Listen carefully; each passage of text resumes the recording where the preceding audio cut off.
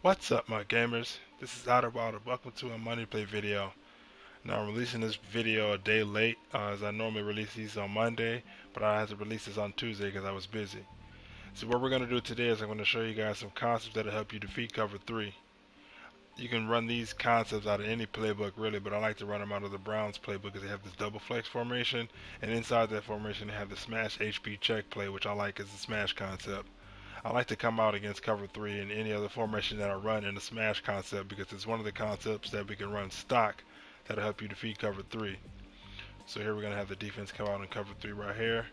And so the initial play, the basic concept of what we're going to do here to defeat cover 3 is we're going to pick on these slot defenders here, the ones that are over Witten and Des Bryant. Now sometimes these may be outside linebacker, which makes it even better because they have even lower zone, which means they're going to react poorer into coverage. Now what we're going to do is we're going to send 2 routes at this defender, and we're going to make him choose one, and then we're going to pick the other. Um, what's important about noting about how these defenders play these purple zones or these curl flat zones is that they will jam the slot receiver, leaving the outside receiver to run free pretty much underneath. And that's why the smash concept works so well, is that while he's jamming there, the outside corner is running upfield, and then there's no one to attack the ball carrier on the smash concept right away. So you see here, there's no one here for a couple yards. That was a better pass and a better catch. He'd have gone upfield like the first pass. And so another concept that I like to run out of this same format is I like to put the outside receiver on an in route, and you'll see that the jam still will occur, but there's no one to attack the in route right away. So you can see right there you can gain a quick 5-6 yards. And if that defender on the inside, if that slot defender happens to come down on that in route, then you can throw the corner route right over his head. Most of the time they'll ride the corner route though because they have their curl flat zone, so they'll sift back. So you see here, he'll sift back, and you can't really hit that corner route if he's playing that curl flat, but you can if he hits the hard flat. And so another concept that you can run is an out and up, which you put the slot receiver on the out route, and then you throw the outside receiver on a fade or a streak. Now you'll see that the slot receiver doesn't bump the out route, and he's able to get a free release, and he's able to gain yards. If you throw a better pass like than that, or you have a better receiver who has a make rack catches or something like that, or somebody other than Jason Witten, you'll be able to turn the field and gain maybe 2 or 3 more yards. So I know some of you guys may thinking you don't want to dink and dunk against this cover 3, and you may want to gain some chunk yards. So what you can do here is you can throw your outside receiver on the out route, and you can smart route him to get to the first down marker if it's 10 yards away or more, or pretty much any kind of first down marker, and he'll be guaranteed to get those yards. And what you see here is that you'll still get the jam, and you want to throw the out route as soon as the receiver breaks.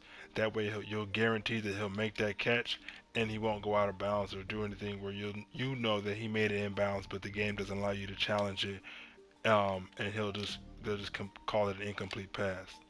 Another concept or another route that we can run at this same concept to gain chunk yards is a comeback route. What you can do here is you can run a comeback route and smart route it. What I'm going to do though is I'm going to run the 4 verticals, and then I'm going to run a comeback route and smart route it, just because they like the slot corners jam a streak route a little bit longer than they do other routes. So you can see here we're going to get the jam.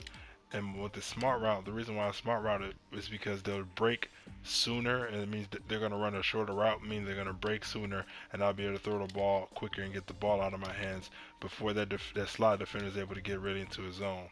You see here, I'm able to throw it, and there's no one there. You can rack catch it, you can possession catch it. So now I'm going to give you a quick look at cover 3 hard flat to show you how I throw that corner route. So here we are against cover 3 hard flat. And so, you don't have to do much. It's a pretty simple read. He's going to be in the hard, after he does the jam, he's going to go straight to the hard flat. And there's nobody there in that void. And that's how you want to beat hard flats. You want to just go over top of them. I'm going to show you guys how I run my plays against cover 3 match as well. So here we are in cover 3 match. Now the reason why I'm attacking the sideline so much is that I like staying away from the user in the middle, because you throw a pass slightly off, they're going to do a glitch catch where they're going to jump 5 yards to the left or 5 yards to the right and pick you off even though they were nowhere near the ball. That's why I like attacking the sidelines in pretty much most of my plays. So when it comes to cover three match, what's different about cover three match than regular cover threes is that those outside DBs or the outside corners and the outside linebackers, in the case of a 4-3 or a 3-4, if there's two receivers left on that side, they're going to switch to man coverage. And so you can take advantage of that if you know that your opponent is running cover three match. Now, what I like to do is if my opponent is running cover three match and he's mixing matching it up, what I like to do is I like to run the concept I showed you guys earlier, is that dig route, is because this way I'm never tricked. If it's man coverage and he's running cover three match, I can throw the corner route, and if he's running regular cover three, I can throw the dig route. And what you read is you're pretty much reading off that outside corner. If he starts breaking towards the slot receiver before I throw the ball, I mean, he has no reason to cover that slot receiver until I throw the ball unless he's in man coverage. And that shows you that he's in cover three match. You see that he's breaking to the slot receiver before I'm able to throw the ball, and I'm able to throw a high pass to the corner out. Now, what you can do to change cover three match to fit whatever you want to do is you can, if you have three receivers or more to a side, then that side doesn't run cover three match anymore. It runs zone coverage. So you're going to see that that corner on the left is going to back off. You see he backs off. They switch to zone coverage if there's three receivers or more. So you can make any side like an artificial trips right here. You can just motion a guy over, and then it's going to become cover three. You see here, same concept as the cover three before, and you're able to run it against zone even though your opponent's running cover three. And then especially with a smash play like this, you motioning over a corner route gives you a post route, and now if your opponent is going to use her, let's say you've been running these outside routes all day, and your opponent gets wise to it a little bit and he starts to come over and use it at play. If you motion that guy over and he thinks you're going to throw it to the outside, you can hit that post over the middle.